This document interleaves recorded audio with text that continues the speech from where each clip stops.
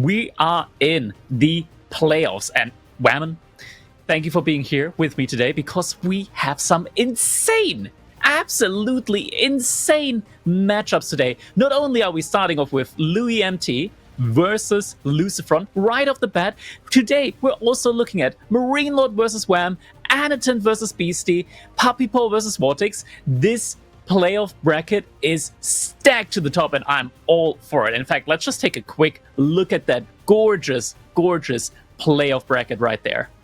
And what I absolutely love to see between these guys is that I'm expecting no walkovers between them. Marine Lord Wham, definitely a match that I would say most people would say Marine Lord is favored in, but Wham has been a champion. This man has been clapping cheeks left and right. I'm really excited to see what Wham can be pulling out here today. Anita and Beastie as well. Anita and Beastie, they do practice together as well, and I know what those scores sometimes are. So I have a feeling this could be a close one as well. But Louis and LucifroN, I feel like this is a clash of play styles, where LucifroN is someone who's very aggressive. Louis, at the same time, he knows how to defend, he knows how to stay alive, but LucifroN doesn't mind playing that late game either. Puppy Paw Vortex, though, I'm expecting a lot of aggressive plays, and I'm excited for it, Crackety. I think we've got a pretty stacked top 8 in front of us. Yeah, I mean, looking at the set that we've got ahead of us, right, like loueMT, LucifroN, it's kind of interesting because we already saw like a little bit of a preamble to this during the elimination gauntlet that we had, where Vortex went up against loueMT and Louis actually beat Vortex, so LucifroN's brother, 3-2. And Vortex very often very early, I say, very often gets like kind of hailed as like the little bit of a better twin, some might say, at least when it comes to Age of Empires 4. And LucifroN, though, he's got his own kind of playstyle. It's very reminiscent of how Vortex does his aggression, but I want to say like LucifroN's a little bit more macro-focused, but Whammon, what's this kind of matchup that we got here? Abyssite versus Delhi? That's kind of... That's not something that I've had on my bingo card for the day, especially not on Frisian Marshes. That is absolutely a wild match for us to start out with. I don't think anyone expected to see these two facing off in Frisian Marshes. We've been seeing a little bit of Abids, we've been seeing some French, we've been seeing different varieties, but not these two. So guys, it does look like we are ready to roll in. So make sure you have your socks on because they're about to get knocked off on this map. Let's go on in. All right, let's do this. Spawning in, we got Team Elephants loueMT in the color pink here, playing as the Abbasid Dynasty. A map pick here that I would say is a little bit more common on Frisian Marshes. We do see the Abbasid a lot more often here, but LucifroN in the color green with the Delhi Sultanate. Really, like, this is not a civilization pick that we do see often at all, and at the very least, not at all on Frisian Marshes. We got 2 sacred sites here. All of them are towards the middle. This is an interesting one. I'm not 100% sure how this is going to go, but we're already starting off with a little bit of decision making here. Very early on, Louis went out onto the map, onto one of these ponds, and he started dropping blocks. So we're going to see some fishing action going on as well at the moment. Now, this makes a lot of sense when you're Abbasid. You want to extend those food sources as long as possible. And getting a dock here, it does feel like you're able to capitalize on this because it is a little bit cheaper than other civilizations to get that fishing eco going. But we have to keep in mind that Delhi is a civilization that does very well, very, very quickly. And who knows, LucifroN sees this, and he's going to be able to punish this pretty aggressively. So with Delhi, you have a civilization that's very known for being able to go out on the map and punish anything if you're trying to be greedy. So Louis, he needs to make sure that this timing does not bite him in the butt afterwards. Now, LucifroN as well, we can see, getting all those free Delhi upgrades. Louis, though, he's pretty far from aging up, and LucifroN is about to click it. So when you're playing the Abbasid, there's no way for you to do this a little bit quicker. So once the target rate is pulled out, it's going to be stressful. And you can see him able to fly. He's pretty aggressive here. Yeah, he wants to get this age up in as quickly as possible. And I mean, at the moment, I'm a little bit interested in seeing just how quickly Louis can follow up with the age up. He just pulled a lot of villagers over to gold, so will be doing his best in order to follow in with the age up. The issue is, like, LucifroN, he's going to be going for those sacred sites as quickly as possible. So we're going to be looking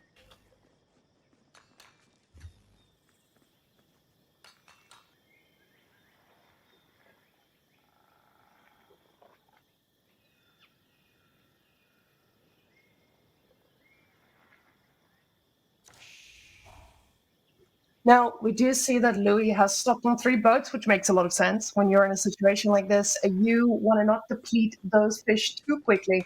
Louis now getting close to being able to click up, but it is going to take some time now. And LucifroN, he's already prepped for this age up. Now, we do already have 90 gold in the bank, which means that scholar is going to be building pretty fast.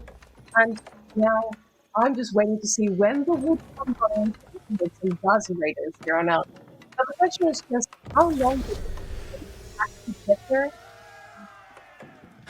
All right, let's see. Age Up has just come in, and I do believe we're already seeing the first stable coming in here. I hope the audio is a little bit better now at this point in time. Yeah, sounds about right. Okay, there we go. So, military wing is going to be the answer from Louis. He's going to immediately have some units out on the field in order to deal with whatever LucifroN is going to be putting out there. So, most likely are going to be Gazi Raiders, at least at the beginning here. It does give him a little bit of just that torch power very early on in order to start harassing the ships. But looking at it, I don't actually see any production buildings yet coming in for LucifroN. Yeah, there's no production building in yet, so maybe he's just going to take his time for the time being. Yeah, it definitely doesn't look like he is trying to force anything now. The scouts have their blades out and they're already out on the map trying to make something happen. And I'm glad to hear the sound is fixed, ladies and gentlemen, so the voice is back. Now, with LucifroN finally having the wood in the bank, he is going to be able to plop down that production building and choose the aggression himself. Louis, though, he's staged up with the military wing, and 40 seconds out is going to mean that he's going to have enough units to stop that early aggression. But he's not going for the Gazis, and I love this, because when you do go for the archery range, it just allows you to actually make archers and shut down that military wing and the prowess we get from it. And it's barracks also being followed up with because he expects those Gazi Raiders. Yeah, honestly, I was kind of expecting Gazi Raiders as well, because typically what we see from the Delhi is they just pull their scholars forward, and during like these engagements where they're able to heal off any damage done to them, just a couple of Gazi Raiders are typically enough in order to deal with the first wave of units coming out of that military wing. But yeah, Louis, he kind of, as you mentioned, just fully expect those Gazi Raiders, so early barracks in order to be able to get the Hardened Spearman upgrade in as well, and just to be able to reinforce a bit. Louis does see that archer now, and he's gonna have to think, oh man, I just got played. I don't have anything to deal with this now. And this is gonna get harder and harder because that investment, it does take a lot. Although we do see that Louis has stopped producing extra units. He's floating a little bit of resources. He might be thinking about some alternative choices here. Sanctity, 20 seconds from coming on out now. That's a lot of spearmen running around, but we can see that Louis has held off now. Now making horsemen, trying to get the units to actually deal with those archers coming from LucifroN's side. Now, LucifroN has moved out on the map as we do see the green dots moving on over, and when he does see those horses, he's going to need to pull back. We don't know if he's actually going to be able to spot this in time, but it should be a very standard follow-up from here on out. But those archers could be in a little bit of danger. First horseman is out now, but the scout is moving forward to try and see what he's cooking. Not just one stable, but double stable here. Louis wants to immediately scale into a ton of these horsemen as quickly as possible. We are seeing the follow-up though from LucifroN immediately jumping into the spearman composition now. Louis, just a single spearman, is going to be able to deny the second sacred site here from LucifroN. First spearman does make his way out onto the field, but at the moment, LucifroN, he's kind of busy researching the hardened upgrade on these spearmen. This does actually take at least a little bit longer compared to other civilizations, so spearman production is going to be slowed down for the time being. Now, that one spearman, even though not upgraded, Louis respects it, pulls back. He knows that this is a very sensitive opening to have, especially when you are playing against someone who has those expensive scholars that he just took that one down of. So that must feel pretty good. I mean, with the amount of units he has on the field, Louis seems to be in a pretty decent position here, but he does need to be careful, keeping in mind that the Delhi's army does look bigger, but the scholars, they also count for those numbers, and all those scholars are not standing here at the front. Now, 7 horsemen about to join against 2 spears. Craggy, I think LucifroN is in a little bit of danger here. Yeah, this definitely complicates things for him right now because Louis, he's going to be able to catch off any reinforcements here that are trying to make their way towards that sacred site. Even if it's a spearman, at this point, 4 horsemen, they can jump on that spearman and take him down relatively quickly. So LucifroN definitely going to have to be careful. He's got a good amount of archers out already, as Louis is also trying to scale into archers. Blacksmith upgrades are also coming in now, but they are going to take a little bit longer just compared to the Abbasid dynasty here. So LucifroN, he's going to have to bide his time, at least for him. Going for him at the moment is that Louis, other than like 2 additional fishing ships, there's not a whole lot scaling his economy, which typically as the Abbasid in this matchup, you kind of want to go on to that second TC, right? Like that 2 TC build up. That not being the case here at all at the moment is a big plus point, I want to say, for LucifroN. Big minus, though, him not going into the Ghazi Raiders now at this point in time, because he could, in theory, deal with everything that Louis has out on the field right now with just flooding Ghazi Raiders. And it would give him a lot of mobility as well. And look at that. Speaking of mobility, Louis making excellent use of that and sending the horsemen around. Now, with a fast army comes a lot of pickups as well. The thing is just, luckily for LucifroN, he has been able to pull back. And you see there's no villagers out there that can get picked off here. He's got a scout here ensuring that he doesn't get caught out by any of those sneaky spears. But LucifroN is also aware of this. He's got the vision. He's got the archers. Those archers can be in a bit of danger, but the spearmen are not far behind. Both of these players playing very carefully around this. They know this is high stakes, but I feel like for Louis, especially now that his upgrades have gone through as well, he's definitely going to look for a fight pretty soon. Because you don't want to let Delhi get along with all those upgrades for free for too long in feudal. Now, the fight has been taking place, and we do see that the spearmen are impaling a lot of horses. Some of the horses going down, but the numbers are just too much. The archers now getting surrounded. Beautiful flanking here by these horses as well. Louis just destroying everything in front of him. And this is going to be a very good cleanup. And LucifroN has had enough. It started, but he knows when it's over. Yeah, not just a very good cleanup, but a decisive one here, as LucifroN has to tap out. I mean, at this point in time, if Delhi loses out on the tempo, that can just immediately spell doom for you, and we do see it here, as LucifroN just knows that at this point in time, going for the comeback, it just doesn't really feel realistic now that his entire infantry mass has been completely cleaned up. Behind this, Louis just scaling to more and more units here at this point in the game, and we do see this early expansion onto the food, slowly but surely, definitely did pay off, as we can tell. Like, this overall, just resource gathering here, there's a good bit of additional resource for Louis very early on. And it goes to show, like, Louis at the moment, I want to say, like, on land maps in general, he's got incredibly good macro, incredibly good awareness. LucifroN, there is still a water map in this draft, and we do see it coming up next, Scandinavia. That is the kind of maps where the Spanish brothers definitely shine on. And I want to say not just shine on, but it's also a map where I want to say a player like Louis, which kind of like focuses a lot on land maps in general, kind of tends to potentially, I want to say, struggle from time to time. Like, at least to me personally, the most shaky that we do see Louis on, it's typically on those water maps. Now, this is something I expect LucifroN to have wanted specifically to get, because you, of course, want to be like, hey, this is my home map. Louis, one of the players, when we're deciding on map pools for tournaments, we also ask the players what they want. Louis was very open about not wanting water. So giving LucifroN Scandinavia is a pretty brave move, because he knows the ability of LucifroN. Now, usually I would think, if I know that my opponent is so comfortable on the map that he chose, I would probably want to throw away one of the weakest civilizations. But in this draft, we see Achery and Zushi. And both of these civilizations, in the current meta, they are regarded as pretty strong at the moment. So I think he's going to try to put up a fight against LucifroN here, even though LucifroN, I would say, he's on home map.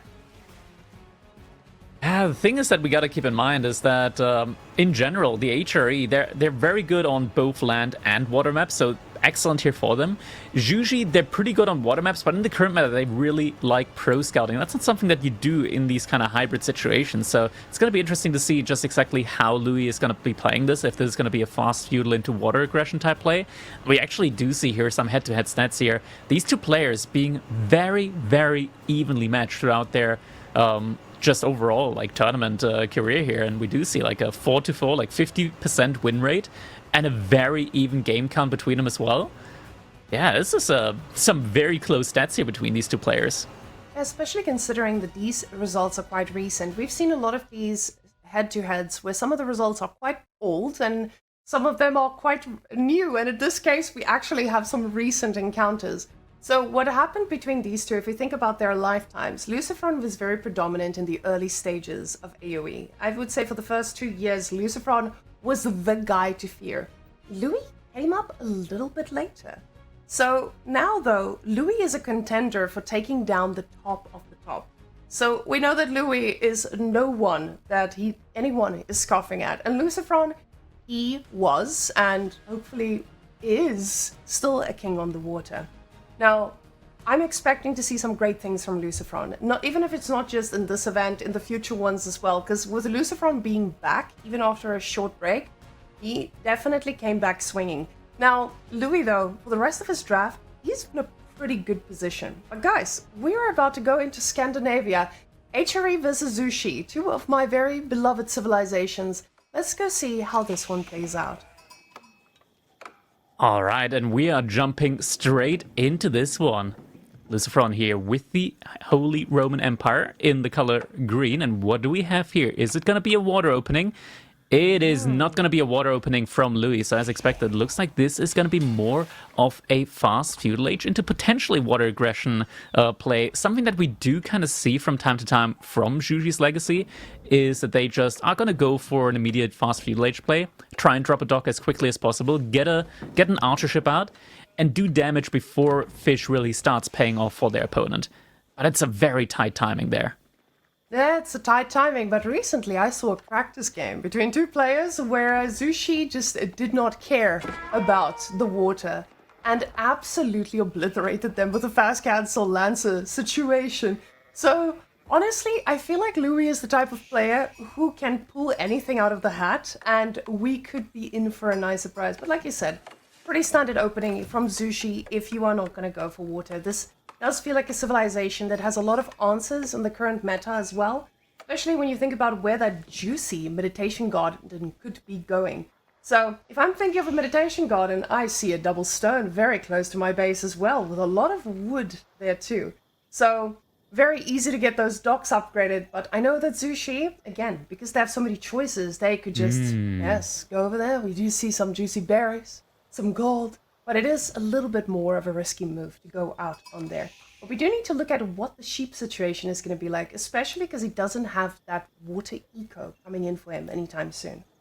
Honestly, loueMT, I think that would be an absolutely gorgeous spot there next to the shoreline for that meditation garden. The question is, does Louis know about this spot? Because not only is it going to mean that you're going to be getting a lot of resources, but it means that the villagers building this are going to be immediately close to the shoreline where they want to drop that very fast dock in order to start pumping out at least one archer ship. But we just saw that Louis, he does not know the full extent of this meditation garden there. And yeah, he is going to go for the one closer to his base. Now, double stone is still quite nice because you will be able to get some very quick emplacements on your docks. And granted, those against a big mass of ships aren't that great, but in early engagements, absolutely crucial.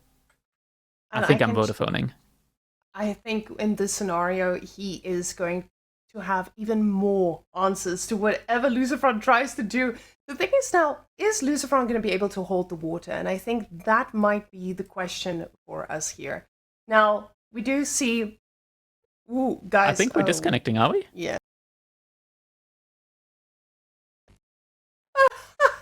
Okay, so we're still here. You guys can still hear us, but unfortunately, our observer is... He's not there with us anymore. Rest in peace. Nah, he's still there. He's still there. He's going to be back in just a little bit. We're going to have to bide our time, though, a little bit, as we are trying to get the show up and running again. So do stick with us, please. We are working on a solution here. In the meantime, though, there's not a whole lot to talk about, but we're still going to try and make it work here in the meantime. There we go. Look at that. We immediately have the backup observation running here. Very, very quick, up and running.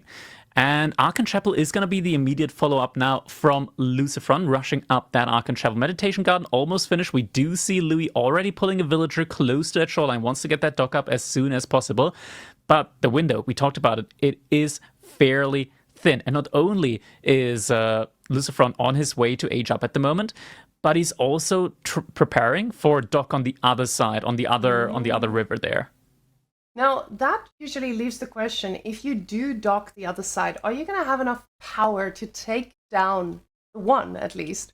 So we'll see now what Louis' next move is, but he doesn't have the wood in the bank to make anything just yet out of there.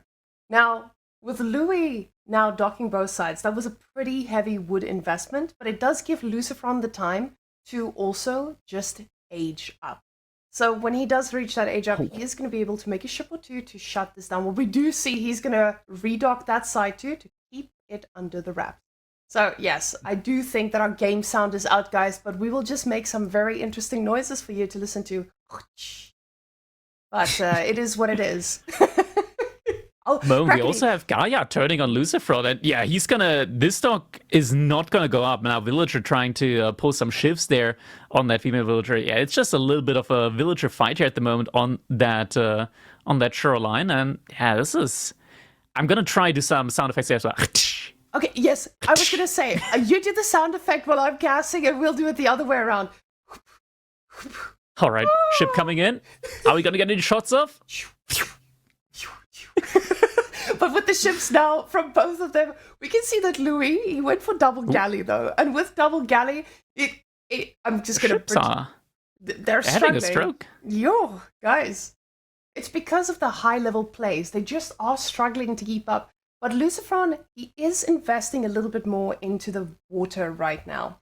With Louis on the other side, you can see he's got nothing extra in queue here, and that leads me to the question of what are we going to get from this man? What did he just spend his wood on?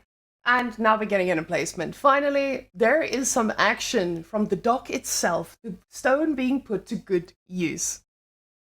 Yeah, so the emplacement is going to come in. That at least buys Louis a little bit of time to potentially mass up a small fleet here on that shoreline. At the same time, though, he is kind of starting to invest a lot onto the other riverside there as well. So I think at the moment, looking at the position right now, I think Louis is probably just going to have to give up on the left river and instead going to have to focus his own efforts on the right river. The minimap is feeling kind of big right now. Let's see if we can shrink that one back down to size. And at the moment, this is just going to be a very even game between both these players trying to fish, as we do see Louis has also sort of started to catch up in the economy unit department, or even being able to snipe a villager here now on that riverside with one of his Jugunu. Now, keep in mind, with the land army transition from Louis, I'm actually a little bit scared of... I was about to say I'm a little bit scared of LucifroN, but he's got horses on land, ladies and gentlemen. Those things don't mind too much when fighting against the Jugunu. Now, the dock has gotten its spikes out and it's starting to fire back, but I think we have just teleported back into time. And ladies and gentlemen, we see 2 minutes, 45 seconds... There's another meditation garden, but we're back! That was just a blast from the past to remind you that there are game sounds back here for us today. But now the water has been a little bit abandoned here. Both of these players cooled down, they're gonna fight it out on land. But the difference is, LucifroN, he has a very good economy here, and we see that Louis might struggle a little bit to shut down that land army. This is EGC TV, Stays of Future Past coming in here right now. Yeah, at the moment, both players just kind of focusing a little bit more on land. LucifroN going absolutely ham in the horseman department. Louis following up with some of spearmen of his own now. Economy still being very even here. Both players able to kill a villager on the shoreline here on each side. And now the outpost is coming up on the gold here for Louis, so might be that he now just wants to transition into a castle age behind all of this. Food income, though, not looking that good. I'm not sure if it's just because the fishing ship haven't dropped off in a while. But at the moment, Louis, he's very much struggling for food income. Now, getting to that level of food income you need to match HRE on land is already hard enough. But we can see that looks like a pretty solid fishing economy Louis has himself. And eventually, it definitely will pay back. And you can see that those fishing ships, they are just snacking on everything they can. But now, with the fishing boat count and the villager count in general being a little bit more equalized now, let's take a look at those resources per minute. Louis, though, he's very aggressively moving out here, and it feels like LucifroN is just holding back, ready to strike when he needs to. But resources per minute, LucifroN's still ahead on the food. And with that wood income, both of them can make any switch they want in terms of getting production buildings or just going back on ships. But both of these guys say land is the way to go, and just going to be using that economy from the water to try and make something happen. But that mobile army, Brackety, that is going to pay off for Louis, or for LucifroN. Oh, Yeah, exactly. Especially when it comes to the castle age timings here for these two players. Having just a couple of horsemen here to deny the relics, definitely gonna feel great here for LucifroN. At the moment, though, it seemed like Louis was gonna go for the full-on switch into Castle Age. He redistributed a lot of villagers, but suddenly started reinvesting a lot more into the army again. So I'm not 100% sure what exactly he's having in mind right now, as LucifroN is getting very, very close now to his own age up. And if the HRE ages up before Zhuji, typically Zhuji is not in the best of spots if the economy is even, and none of these players have pro scouts so far. yeah, Pro Scouts would definitely make sure that that food economy gets that extra bit of boost, but it does cost so much to keep that going. And as I see this, I was talking about expensive upgrade, he gets his fishing upgrade too, which will just delay that castle age for Louis himself quite a bit. Now, this is something we haven't seen from Zushi. Zushi without Pro Scouts, Zushi without the mass of units in your base, without a Lancer transition, and a Cathedral far forward, ready to get all aged up now. But with Zushi, they do have a cheaper age up, so he is going to be able to match this pretty quickly. But LucifroN doing this with 15 villages, he wants castle, and he wants it now. Yeah, he's also producing some scholars here right now, some prelates from his TC, so he's going to lose out on a villager here from his TC, but means that he's going to be able to get those relics in a lot quicker. And I like the Castle Age idea overall from the HRE, because in Feudal Age, Jugunu absolutely destroy archers, but the matchup becomes a lot more even once you're able to get to Castle Age. Veterancy on the archers, they just do a lot better than they do in Feudal Age up against those Jugunu. And just in general, Castle Age archers in mass tend to just be able to not just do well against unarmored units, but also decently well in mass against armored units. Now, with the Shaolin Monastery coming on in, those upgrades are not going to be taking too long. He's also got the gold in the bank to get what he needs. But Louis here getting a little bit harassed by Mr. LucifroN, just causing a little bit of idle time in here. And every second counts here, because you want to ensure that you get your upgrades, your units become just a little bit feistier. And now LucifroN getting those knights in the mix as well. This is going to hit very differently. You can see him spending every bit of gold he has on those instead of getting the upgrades, which I'm actually a little bit surprised about when we do look at the Jugunu numbers. But now Louis also going for his own lancers, and we know those lancers, they do pack quite a punch, especially if you have a majority of an archer composition. And LucifroN is still making archers between this. Puma is getting in on the action here, as we do have the boar getting pulled. Veterancy on the archers just now coming in. Veterancy on the Jugunu is getting rushed up, should be finishing it up shortly. Prelate is going to be able to put the relic inside the dock. Louis knows this, wants to get the prelate down just before he's able to drop it. And there we go. Prelate is going to get sniped, but the relic is incredibly close to the dock now. Sprinkled Ship also able to do some damage here onto these knights. So, yeah, LucifroN, he's got to be careful. And a well-positioned Jugunu able to deny the scholar there in the middle of the map. Now he's trying to slow down the relic gathering, and he's doing a pretty great job at that. We can see Louis is everywhere, but at the same time, this feels like a delay. It doesn't feel like a complete shutdown just yet, because that's a pretty big army here from LucifroN, slowly ramping up. So those horses are going to be able to run past and stop this, but at the same time the archers are trying to pick off what they can. The lancers coming from behind though, and they are going to be hard to kill because there's a lot of them. The archers are not going to be telling a very long story to their families because they're never returning. That's a lot of army from Louis, and it doesn't look like he's slowing down anytime soon. LucifroN was able to slow down that relic to not return to Louis' base. But at the same time, I feel like the amount of units that Louis has is just not going to allow LucifroN to move out on the map and be HRE, like we know HRE, with a lot of units. Looking at this at the moment, Louis in a great spot when it comes to his knight count, and I believe that we're getting very close to a situation where LucifroN's only going to be able to get a maximum of 2 relics in. On this game, units are going to have to evacuate here. There's just so many lands at the moment. In from Louis, able to just pump them out non-stop. He's almost doubling the food income at the moment here compared to LucifroN. LucifroN, he didn't go out to the deer inside of his base, so the food income right now just not really looking good enough here. We're seeing a switch up now into crossbow as well. Louis trying to do the same thing here on his side. But behind all of this, Whammon, I think we might even be seeing a 4-to-1 relic split here, as I do believe there's one pink dot, one Shaolin monk, making its way close to the relic that is next to the dock side there. Now, getting that relic would be so powerful, just because LucifroN is able to keep that in a pretty safe position, especially with the ship there that can snipe anyone who dares touch it. But you have to keep in mind, we still have an HRE economy behind this. If I look at that food per minute, LucifroN is going to be able to outproduce a little. We do see the fight over that relic about to take place, and I would love to see another military ship here just to ensure that this becomes very uneven. But all of a sudden, LucifroN is getting collapsed on. Those Lancers are doing amazing work at killing all these ranged units. The Lancers trying to be... They are... That relic got so close to the dock, but at the same time, he's about to be yoinked away. Oh, that Shaolin The Spriggle ship wasn't fighting. The Jugunu, they're doing great. A great job here up against the backline from LucifroN's army.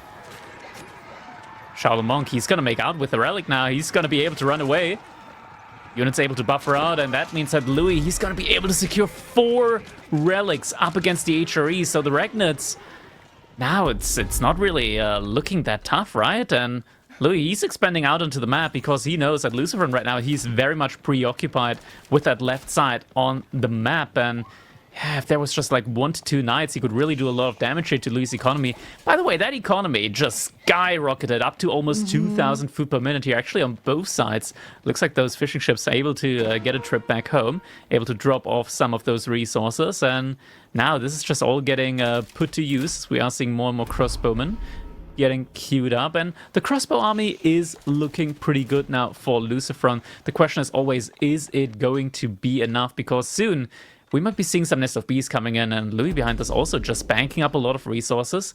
Imperial Age is an option for him, I want to say. It is quite cocky, I want to say, just before doing your own farm transition. But considering that you do have fishing income, it's definitely possible, and just unlocks a whole slew of technologies that can make your Jugunu, once again, deal excellently, even up against knights.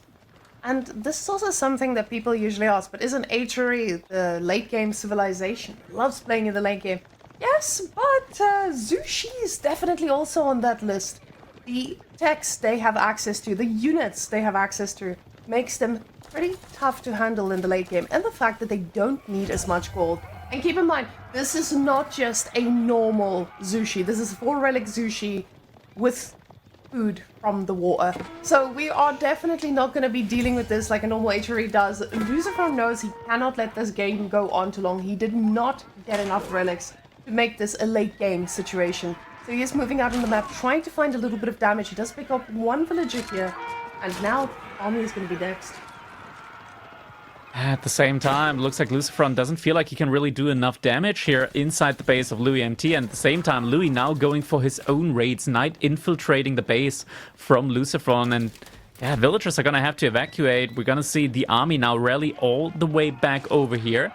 The deer are a little bit exposed at this point in time, but Louis not going for them right away. Villagers in the middle on the gold vein are probably also gonna have to move quickly towards the rest of the army. It is reconvening now. LucifroN playing it very, very close there, not actually sending his villagers back. But the knights, they're actually moving back. They're moving towards the deer whammon. There's still a lot of villagers out there, and now the Imperial Age up is coming in. And this is not an HRE with a beautiful farm transition behind this, knowing that they have safe food to fall back on. Both of these players, they are fighting for map control and map resources. And now with that Imperial Age coming on in, we do see that those Jugunu are going to be firing a lot harder than before. Now, he doesn't have a lot of them, actually. I'm actually quite surprised with the amount of units he has, but I mean, with the horses in the back, he doesn't need much more. LucifroN knows it's now or never.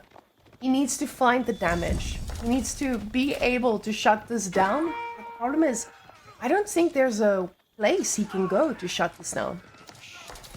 This is very interesting right now. So Louis, he is going into a lead upgrade for his Lancers. Now, Lancers are quite nice. The issue is, though, that LucifroN, he's got a lot of crossbows out on the field right now. So he's going to be able to still deal relatively well up against these Imperial Age Lancers. As you mentioned, the question is, can he do enough damage on the side of LucifroN's base? And wham, and it looks like he might just be able to do so. Villagers are being found out. No reaction yet from LucifroN. He's losing his entire economy at the front side. All the gold villagers are going to go down. Meanwhile, fight happening inside the base of loueMT. Knights going back and forward here, but it's just not enough. And the villagers, still no reaction. LucifroN, he's losing everything. That has to be GG. This was one all-in, he knew. And unfortunately, Louis takes the water from our Water King. Wow. Louis actually doing quite well here. He did control that one side of the map, while LucifroN had the other, but Louis knew the boundaries of Zhu Shi and was able to capitalize on every single unit that he made. Now, this looked absolutely dominating from Louis, and now already being on match point, LucifroN must be feeling the heat. Yeah, absolutely. And looking at the resource gallery, it all just kind of came down to LucifroN not being able to secure those relics up in time. The castle age timing was better for him, but he just wasn't able to get the map presence out there, get those prelates in the right position quickly enough in order to just yoink these relics in immediately. And in a 4-1 relic game, when you go for the Recknuts, it's just not enough income here in the end, and means that Louis was able to just simply outproduce LucifroN on the night count. Next up, though, this is going to be an interesting matchup, Whammon, because we're going to be seeing French up against the Chinese civilization here on Dry Arabian. This is a matchup that I've played a lot in the past, but in the Pro Scout meta, it becomes a lot more interesting. I want to say, like, we're still in the Pro Scout meta. Let's be honest here. We had a lot of nerfs for Pro Scout meta. We're still in the Pro Scout meta. You know, you can take the Pro Scout out of the meta, but you can't take the meta out of the Pro Scout. Something along those lines. It doesn't really make a lot of sense, but we're just going to roll with it. Yeah, this matchup is all about who can get in the most here, because typically this matchup used to be very much French favorite. The French, they would just build up units, get out on the map, get the resources, just build up more and more units, and then they wait. And they wait. And suddenly China blinks and they have to do a farm transition, and that's when the French tend to strike. But in the Pro Scout meta, that timing gets delayed and delayed and delayed, and suddenly there's just so many resources in the base of the Chinese that they're able to compete with an age-up timing, with their own units out on the map, and they're able to put up a fight up against the French. So this is going to be still an interesting one, because we know Louis.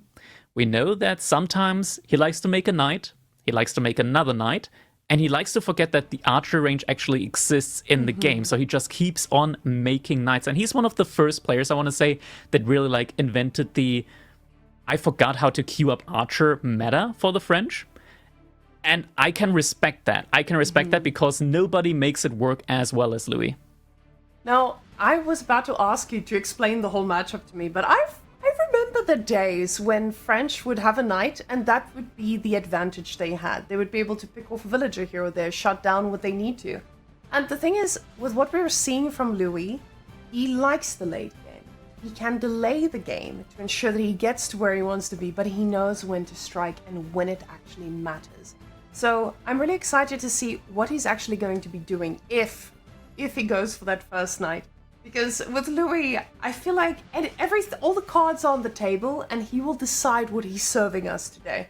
But I think in this matchup, you also have to ask yourself, how am I going to outdo the French, where they get a production building and the building they need to start making scouts with, compared to me, where I actually have to invest in a stable, but a stable is just not a good answer to those chunky knights from French.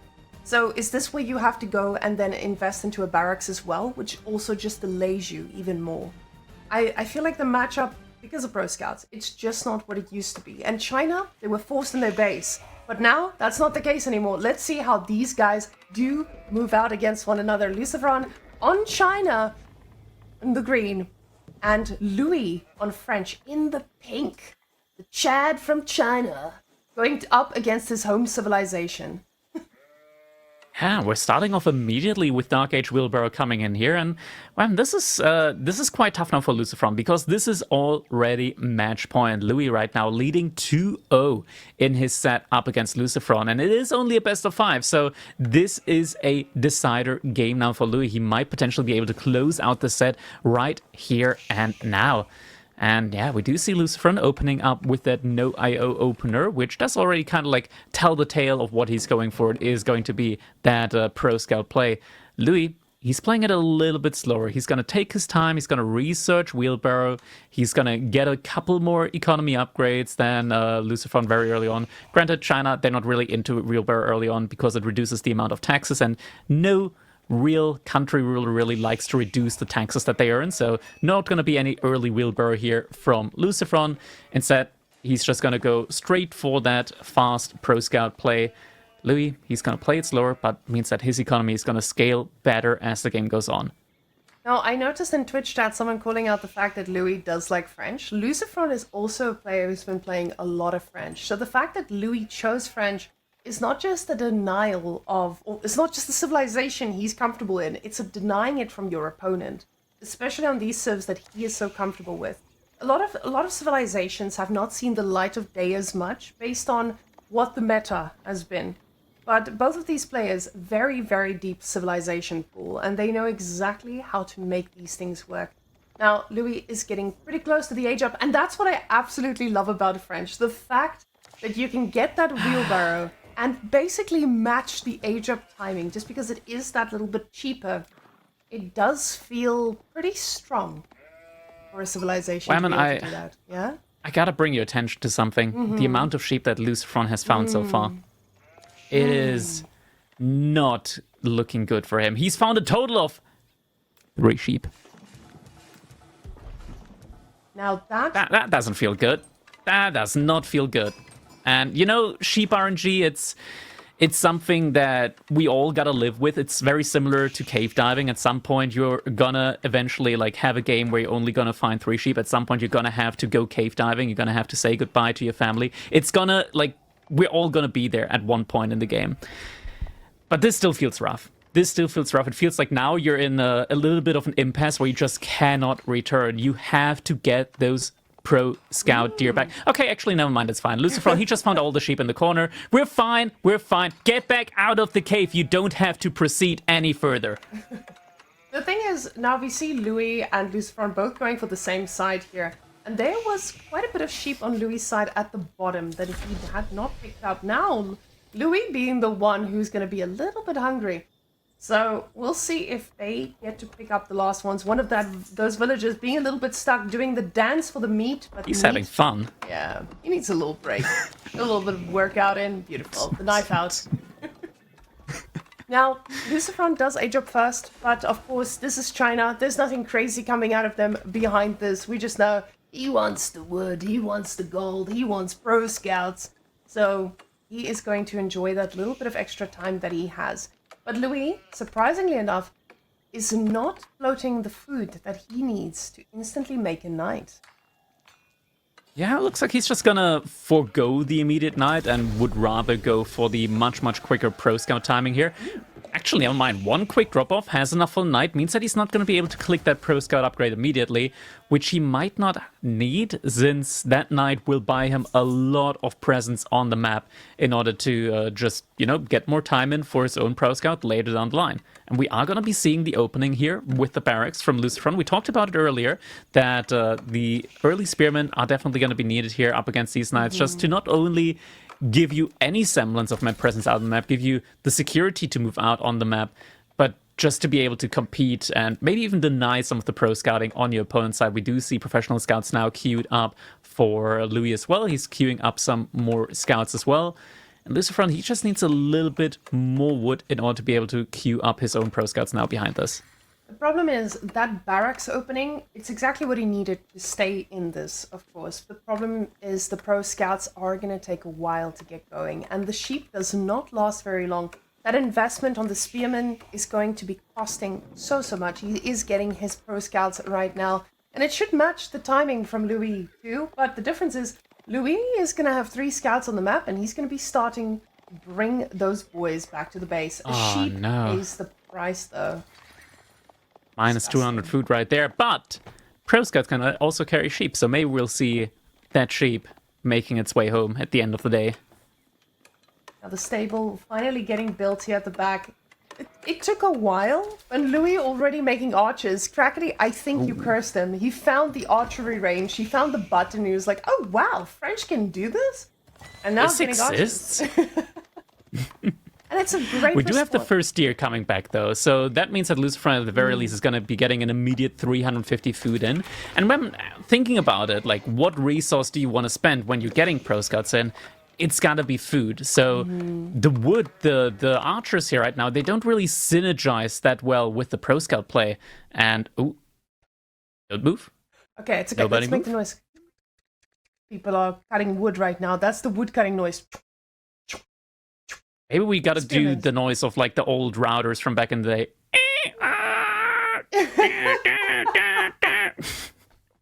Everyone Is quiet. it reconnecting? Oh my there gosh, we go. Back. We're back. It worked. It worked. See, there you go. That's how you do it. It's because of that beautiful dial-up worked. noise. Wow. Crackety. I know that you said you're in IT, but I didn't know you also perform magic. That was wonderful. I speak machine language. I can talk assembler in real time.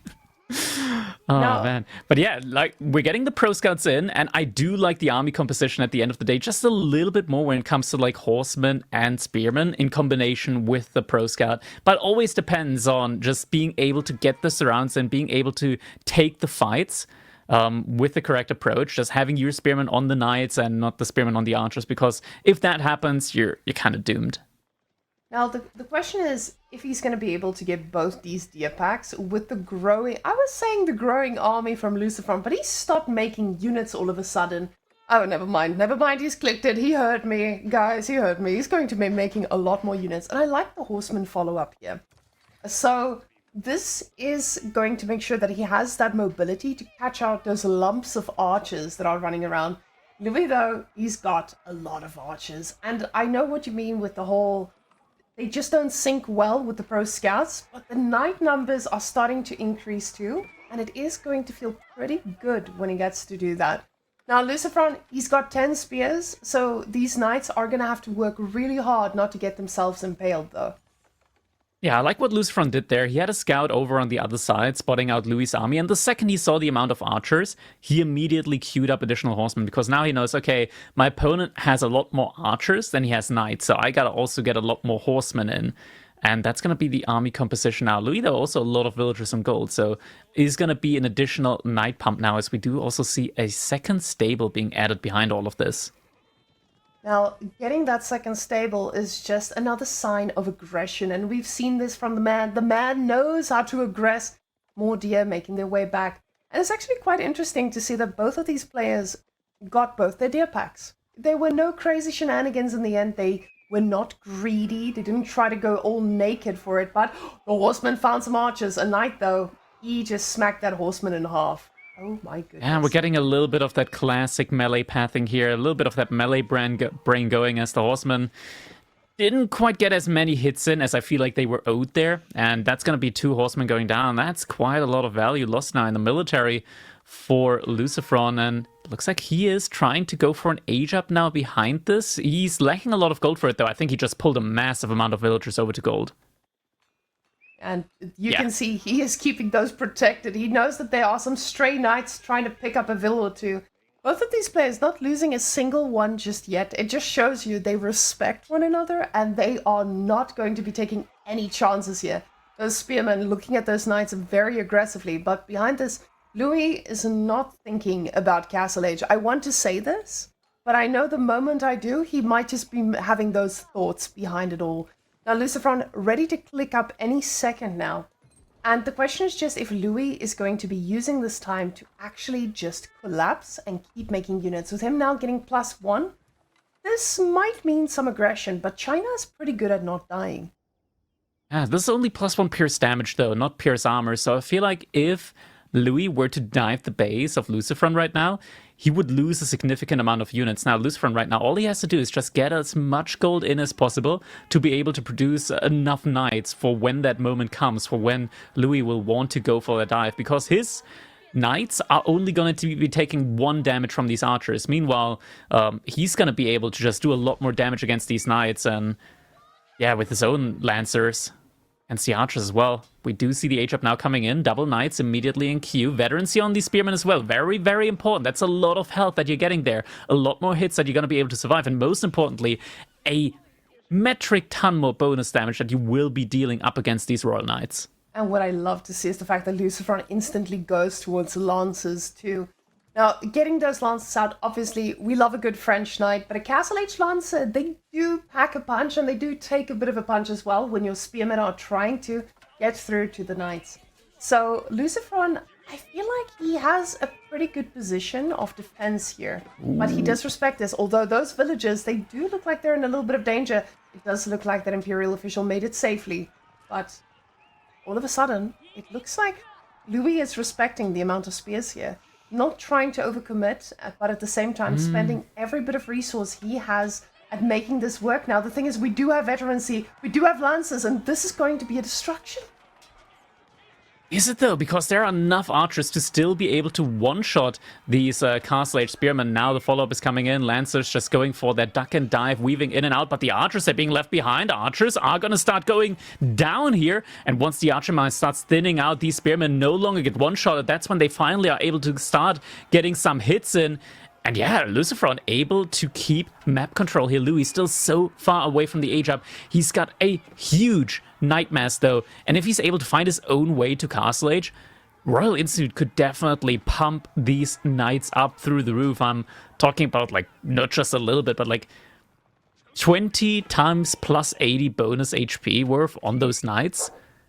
That's when you start like just seeing an insane amount of value coming in. That's when they start being able to not just beat out your opponent's knights, but also the spearmen being able to go up against their counters. LucifroN finally has managed to get some map control though, so that means that he will finally start being able to go back onto the gold, and hence will be able to produce some more knights, even get some religious units out and start collecting some of these relics for some continuous gold influx. And you can see that Louis has already transitioned into the back gold as well.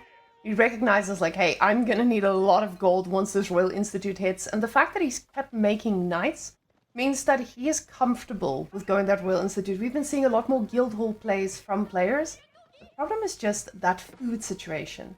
Now, you do have a lot of knights, but do you have the food to keep this up though? And I guess this goes for both players, because as we're seeing, that's a lot of villagers on berries. And berries, they are a little bit exposed here when you have a bunch of knights running around. Now, it does look like those lancers are looking for some damage as well, and they are going to find some villagers. Let's see how Louis reacts. Only one will be going down, and the follow-up is right here. Another one paying the price. The TC firing quite aggressively, but not getting any of those lancers to pay the price just yet. And the situation right now, LucifroN, he's got to be quite happy with himself. He's able to not just protect his own economy, not a single villager on his side went down, but able to do some damage to Louis as well behind all of this. But the Lancers are running around. LucifroN realized, though, defensive Wallow coming in. Spearman now also in position. And that relic is going to be making its way home. Lancers once again just going for the wraparound around the wood line, looking for any villagers that are potentially just out there gathering wood. Aren't going to find any. Instead, are going to find some more knights, some more archers here as well. But Louis finally, he's got the resources needed in order to go for the H-up. It's going to be a guild hall, not a Royal Institute. Surprising, at least to some extent here. Means that Louis might want to drag this game out a little bit further. LucifroN, he was very close to being able to just click Yuan Dynasty as well behind this, but instead decides to now transition into crossbows. Pretty good army choice if you got equal numbers crossbows to equal numbers archers. The crossbows do actually fare relatively well against them. Now, those are just going to be normal French knights, not the Royal Institute ones. We are used to seeing absolutely dominate opponents, but the Guildhall, it does give you that ability to scale into the late game, do what you need to do, and we have a pretty safe economy behind all this. The problem is, though, LucifroN has shown us how aggressive he can be. Now the question is just, does he know? And I think now the knights at the back, they did see the guild hall, so he's probably going to feel a little bit more confident moving out and being aggressive. And with the amount of crossbows and spearmen he's making, this is not going to take too long. Now the Lancers, they do try to take this before there's upgrades kicking for the Knights, but there's a lot of Knights, and Feudal Age Knights, they don't do too badly against this. loucifroN still being kept inside of his base by Louis, just always these couple of Knights running around. Now, Royal Institute definitely could have been the play here just to make these Knights a lot more deadly. This point in time, though, loucifroN, he's got a very, very massive counter army here up against this. So without Royal Institute, these Knights are not going to be strong enough in order to take these fights. Barbican now coming up as well here for loucifroN. He's going to be able to secure the next berry patch with that.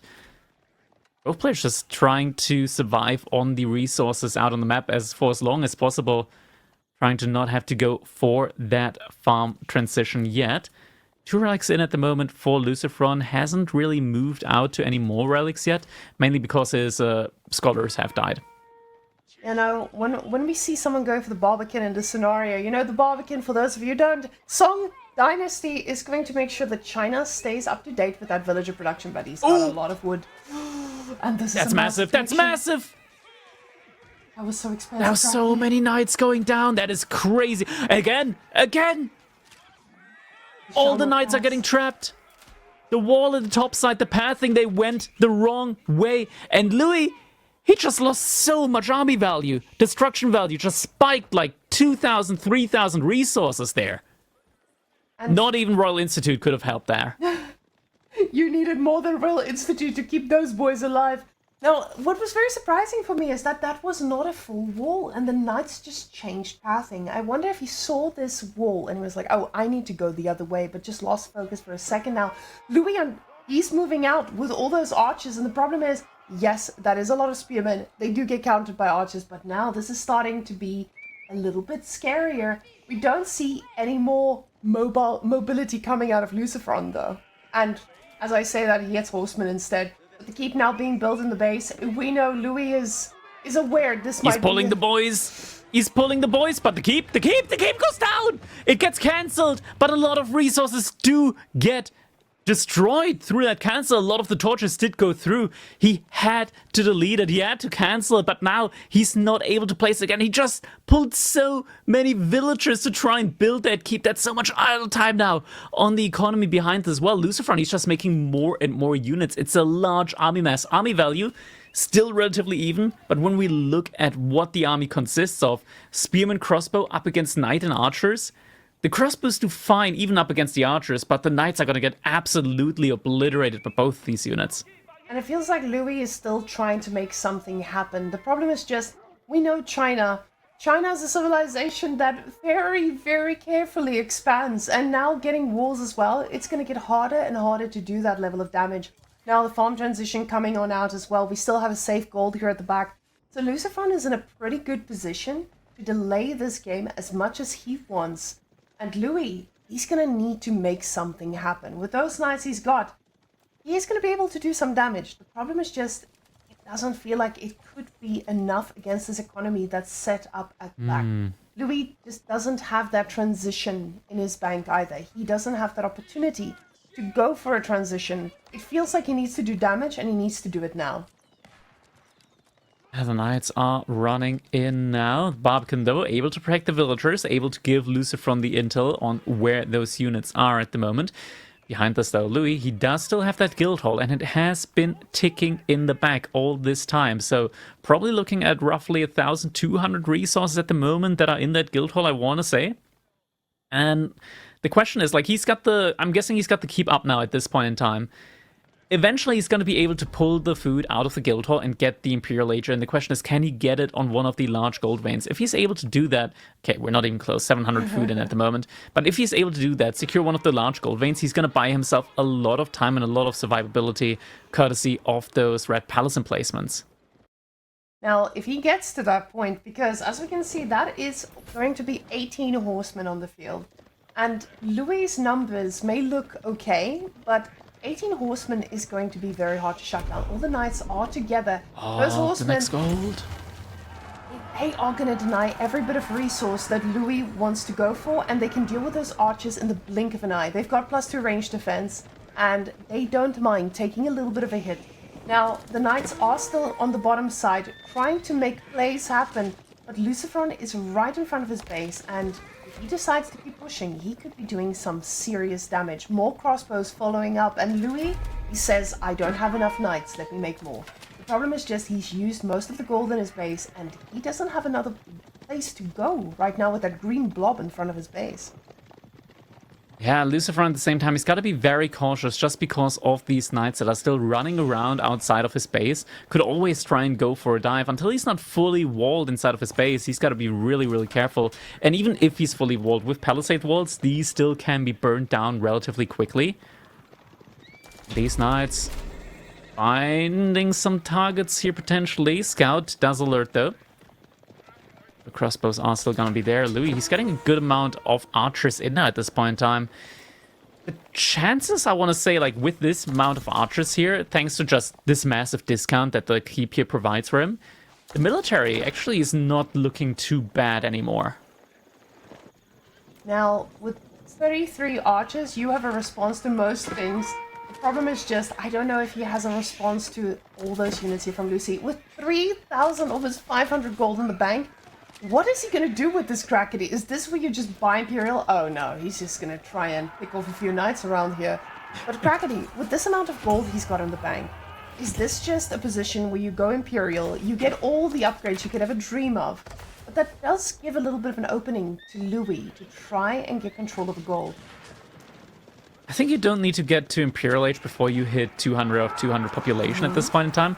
There's still a lot of things that loucifroN could invest into right now, like getting some siege in, some Nest of Bees, just putting on more pressure up against Louis. And I think the main thing that he wants to do is get some presence around those large gold veins in the middle of the map, because that is the position that French want to get the Red Palace up on. So if you at least like have an outpost on every single one of these gold veins, you're gonna at least be able to have some presence there, see villagers coming in from far away, and be able to pick some off while they're trying to build that Red Palace, and maybe even get your army in there in time. I think that's probably the most important thing at the moment for loucifroN, but it looks like he is actually trying to go for the age up now.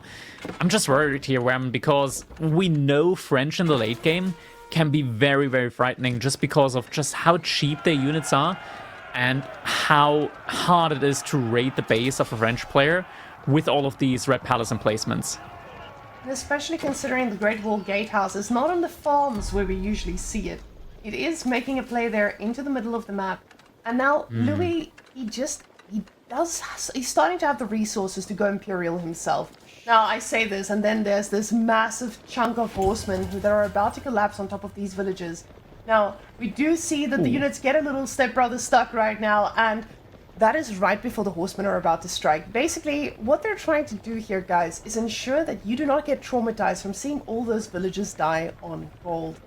So, between... Yeah. No, we're actually saving you guys. That's it. Yeah, I mean, we haven't crashed it or anything like that. You can see our observer is still able to move the camera. The units just had to take a quick breather. They're just gonna take a... And there we go. Oh. Now we do want to see those villagers die. I was just joking. I want to see them, but no villagers go down in the raid here. We see two villager kills. This is absolutely wild, Crackety. They have the most mobile army around. Red Palace now coming very, very close to the base to ensure that these raids don't do the damage they want to do. But the question is, does he have the gold to get the upgrades? Does loucifroN have the ability to break this? But now the horsemen look like they're connecting onto the Red Palace. The knights are inside the China base as well. And the H-up has stopped from Louis for a second there, but the horsemen do need to back out. Now, this is going to be a big raid coming into the base here. Louis trying to find some damage. He doesn't spot anything. And all of a sudden... He doesn't want to lose his knights, so he's only splitting a couple of them off right now, trying to do some damage, and he is going to be able to cause a good amount of delay here with just 2 knights. So yeah, this is gonna have to like be reacted to now. But loucifroN actually keeping most of his food workers working behind this, doing a good job there, not overreacting too much. Elite upgrades also coming in for both players, but these 2 knights still just causing so much of a delay. Getting some crossbows, some spearmen now into the back there. Damage has been done on both sides losing a couple more villagers here. Now with Louis in the Imperial Age, still having a lot of food in the bank as well.